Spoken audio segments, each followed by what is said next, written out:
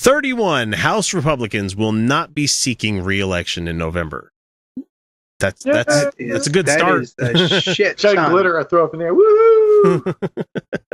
I'll call those guys. Well, here's the thing. That is all more of the than House. any time in history. All of the House is going up for re-election in the midterms here, which means this is a really fucking important election, people. Just a little bit. And so with 31 House Republicans not seeking re-election in November, this is according to NPR, this includes Darrell Issa, which I never thought he would be retiring. He's one of those guys that was embedded there like a tick for a while. Yeah. The 2018 GOP exodus is a new record. The last time there was such a massive departure from Congress was when 28 Democrats left in 94. And guess what happened then?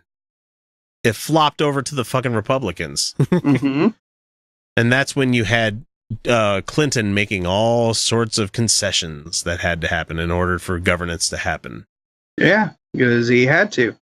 So what does that tell you about 2018? I mean, in short, that means that I think that we are going to not just have a blue wave in 2018. It's going to be a blue tsunami, because with Trump coming out with the shithole countries comment, I mean, people shouldn't be surprised by that. He's been a racist for a long fucking time, but it's just like, the fact that all of these people are bailing out after getting the tax thing done, and it's like, okay, well, we're not going to have a job after this. Everybody is very, very mad. And so, I don't know. So I just hope it follows through with what happened in like Virginia, where we don't just get, the same blood in there. I want to see, first time politicians get elected. I want to see, diverse people get elected. I want to see a whole wave of new people with new ideas, and not just, as much as I'm happy, as much as I'll be thrilled when we get rid of these fucking Republicans. Yeah. I don't want to see the same old fucking Democrats that let these fucking Republicans take over in the first goddamn place. Which is why I'm glad we have good, like, solid, political action committees like Brand New Congress, and you have the Justice Democrats that are actually getting homegrown people to try to take over things. Like right now, Paul Ryan is facing challenge from the Iron Mustache. I can't remember his real name, but the Iron Mustache. Ooh. The guy, he is a union working, iron worker kind of guy, and he like his numbers are getting fucking huge. What do you think's worse, Paul Ryan or Mitch McConnell? McConnell's been a dickhole for a long time. Yeah. He's the reason why we have Gorsuch now in the Supreme Court. I know, but I don't know. There's something about Paul Ryan that just screams fucking. I hate Paul Ryan too, but yeah.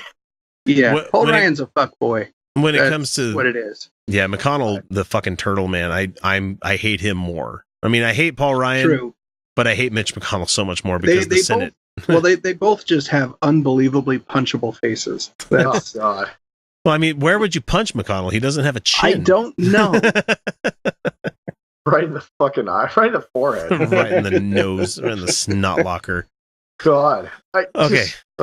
So the interesting thing here is that a lot of the Republicans that are withdrawing from running again happen to be in states that were won by Hillary Clinton in 2016.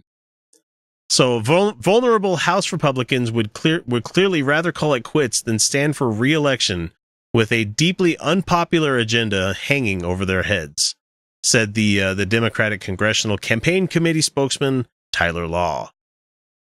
And then Jesse Rodriguez from NBC News made a similar point. He said, with today's Darrell Issa news, this chart from, it's a Twitter thing here, says it all. GOPers in Clinton-won districts are racing for the exits. Who's left? Who from this list is left? And so it was a tweet that came out. And so there's an exodus happening. They know that 2018 is going to be a absolute fucking bloodbath. That's not to say that you don't need to go out and vote, people.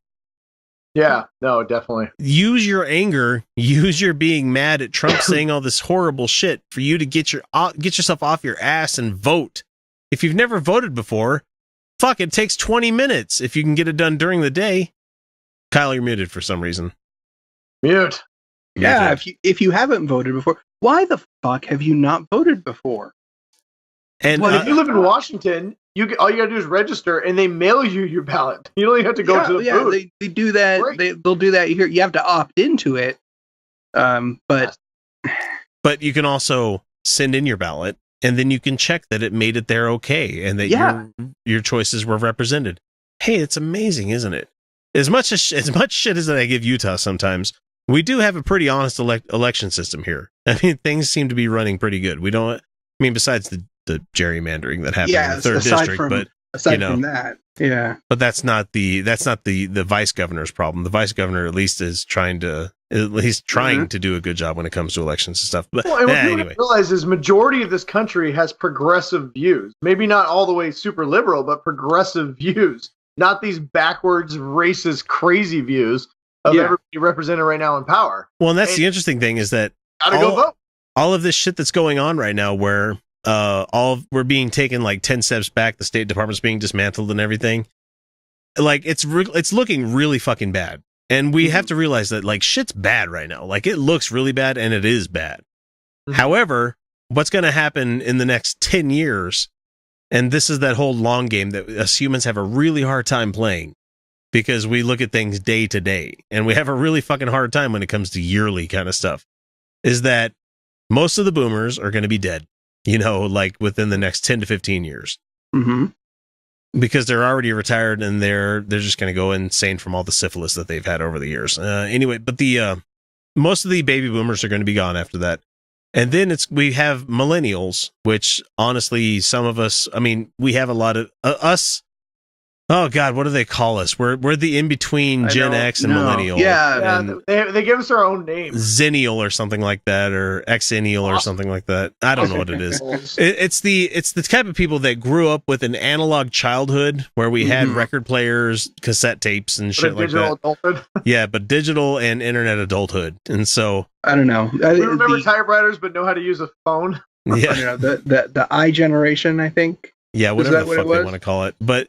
Like we are, I don't know if you guys have noticed, but TV is really playing to us nowadays. Like the TV, like everything is for us now. Everything is for us now. And the boomers are getting mad about that. They don't like the fact that that's happening, and that's us in 20 years. Fuck this. They fucked America. They talk about snowflakes. Those motherfuckers didn't do shit to earn it. Their parents and grandparents fucking built this country. They inherited everything and then whined about it when they had to share with everybody else. Yeah, greedy as shit. So. It's just going to be really interesting that, like I'm saying, doom and gloom right now. Yes, it sucks. Our president is a shitbag. Most of the Congress is shitty. Yes. But you have to you have to have the occasional, and I'm not agreeing with it. I'm not saying it's something we need to happen. I'm not saying it's something that I want to happen. Mm-hmm. I'm sad that it happened in my lifetime, but once in a while, you have to have an absolutely shitty time with the government where hopefully things are mitigated when it comes to harm that's happening to other people, but it's hard to say that's going to happen. But things have to be eventually razed to the ground in order for them to be built back up again better.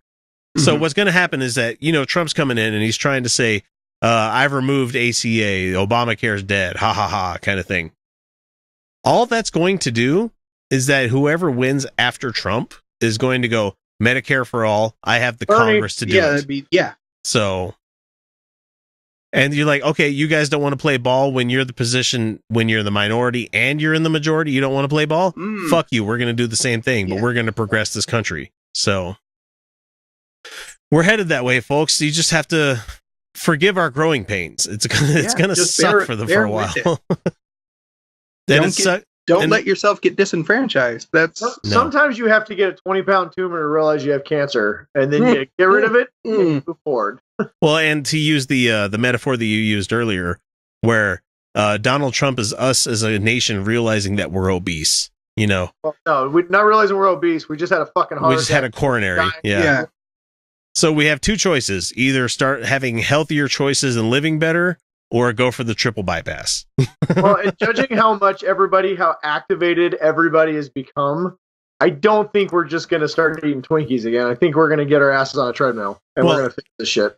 We're our generation, us near 40 years, we vote. A lot of us do, but there's still a lot of apathy that happens within our generation. So much. Hey, listen, I'm not going to lie, man. When Obama was the president, everything was great. I sent in my ballot every year. I didn't really pay attention, didn't give a shit.